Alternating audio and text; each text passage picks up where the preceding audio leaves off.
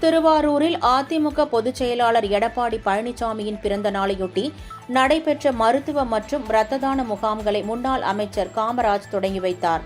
தமிழகம் முழுவதும் அதிமுக பொதுச் செயலாளர் எடப்பாடி பழனிசாமியின் பிறந்த நாளையொட்டி ஏழை எளிய மக்கள் பயன்பெறும் வகையில் பல்வேறு நலத்திட்ட உதவிகள் வழங்கப்பட்டு வருகின்றன.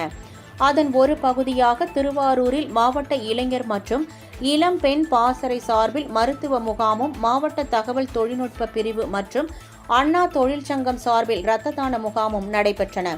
இதனை மாவட்ட செயலாளரும் முன்னாள் அமைச்சருமான காமராஜ் தொடங்கி வைத்தார்.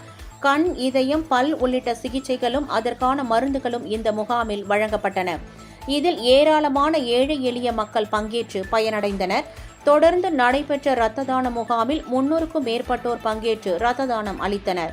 இரத்த தானம் வழங்கிய அனைவருக்கும் முன்னாள் அமைச்சர் காமராஜ் சான்றிதழ் வழங்கி பாராட்டு தெரிவித்தார்.